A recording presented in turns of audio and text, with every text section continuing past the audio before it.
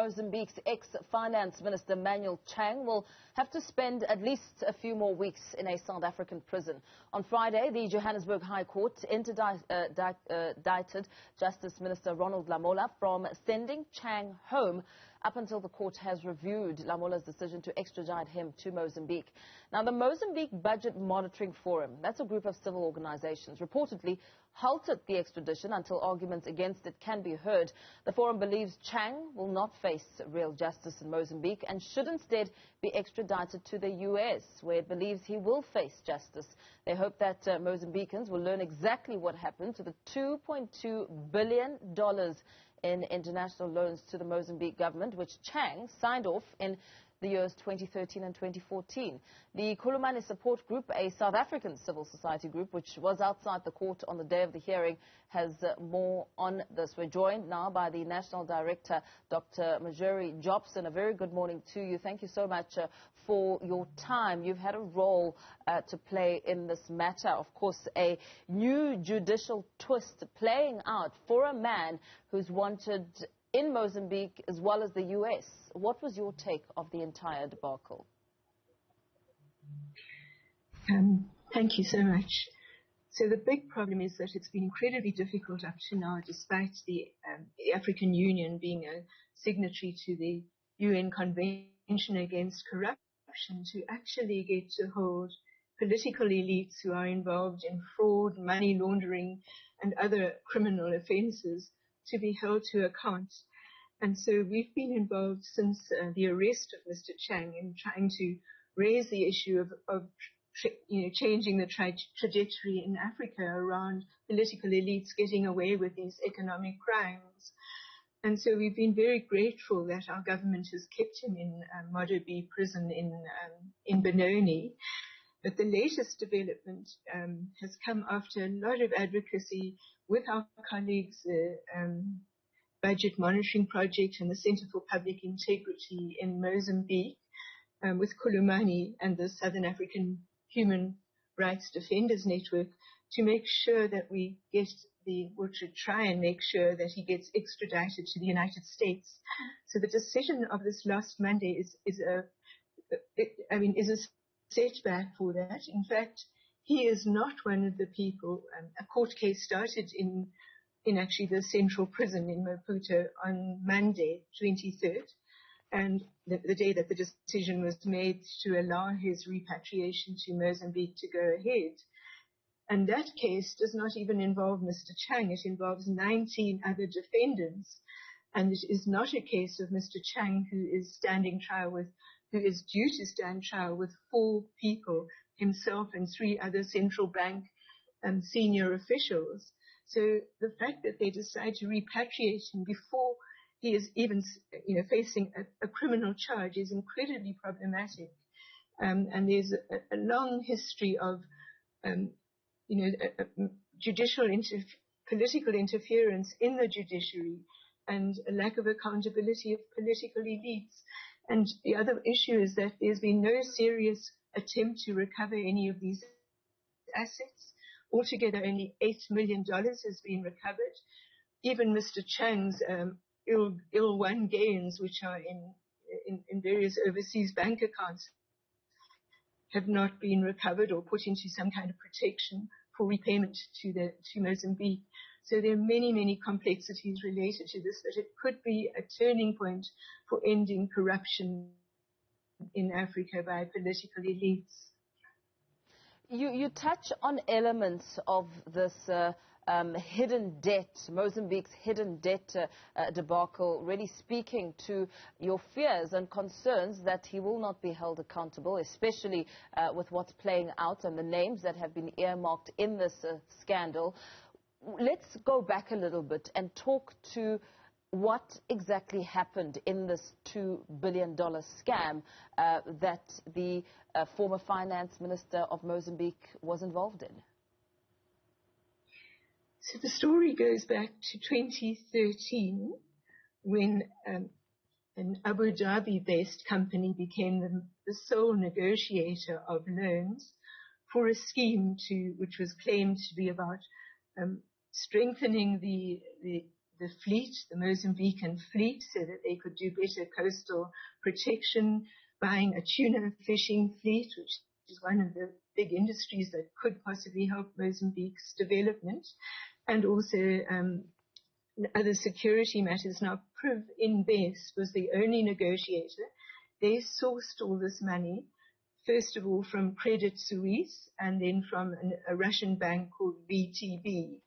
And so what Mr. Chang did in his capacity as Minister of Finance was he was bribed $200 million to sign off on the government guaranteeing the repayment of those loans without ever having taken it through Parliament, in violation of his own regulations, which he put a ceiling on the amount of debt or loans that the government, the Ministry of Finance, was allowed to sign off on.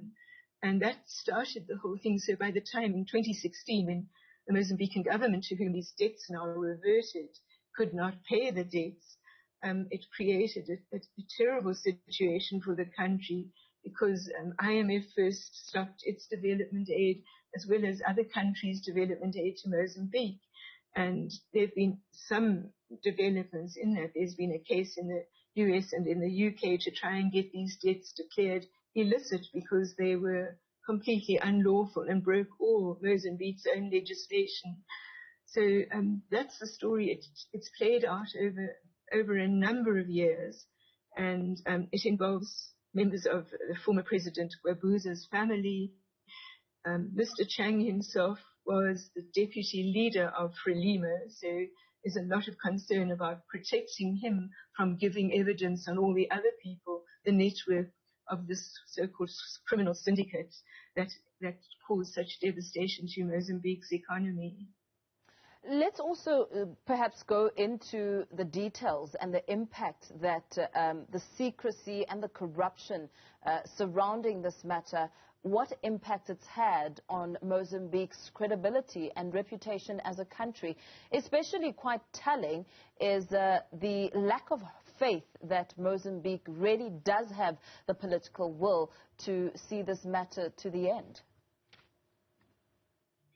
So that is the central issue, is that there is no belief amongst Mozambican civil society that there will be a proper prosecution of these financial crimes in Mozambique. The crimes were actually only uncovered when the Attorney General around 2015 applied to a US forensic auditing firm to investigate the background to these debts. And they have not acted on the findings of the Kroll investigation and Commission of Inquiry.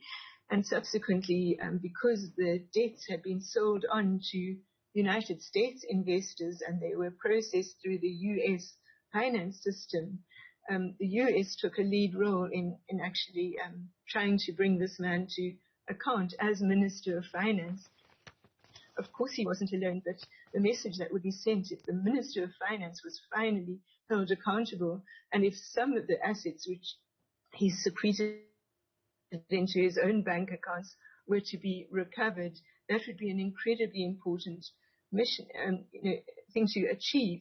But so far, there is no solid case presented by the Mozambican government against Mr. Chang.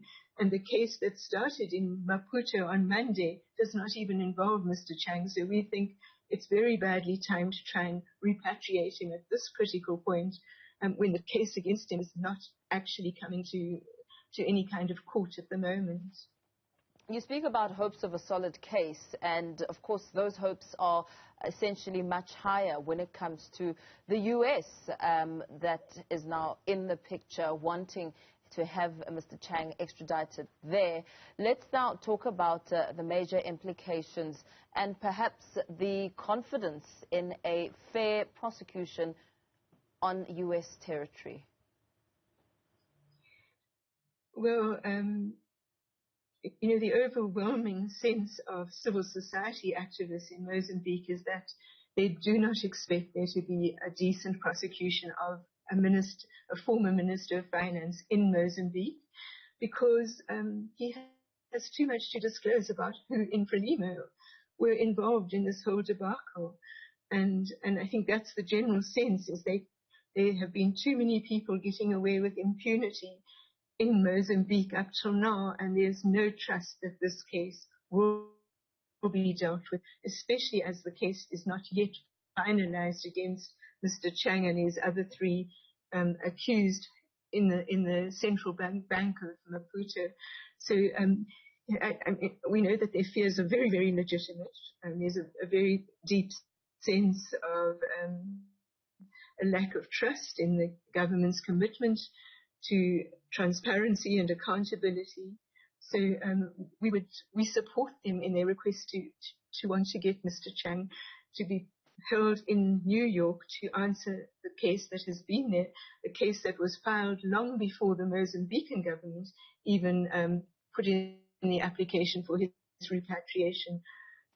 So those are the contesting issues. The big issue is that our magistrates court in Kempton Park found that he had a very serious case to answer. And at that point, he had to remain in detention in South Africa. And the US government filed its request to extradite him to answer these charges in a New York court. And only after that happened did the Mozambican government decide to apply for his extradition back to Mozambique. So there's been no really evidence of serious commitment to ending corruption amongst political elites in Mozambique, as amongst many African countries. But this could really be a new message for the African Union to take forward. They declared 2018 the African year of ending corruption. So it would be probably the first case to actually fall into their attempts to do something about corruption, this kind of corruption amongst the leaders of countries. Absolutely. Thank you so much for your time there, National Director Dr Marjorie Jobson from the Khulumani Support Group. That's an organization that demonstrated against the extradition of Mozambique former Finance Minister Manuel Chang from a South African prison. The matter now out of the South African police's hands and in the hands and under the lead and investigation of Interpol.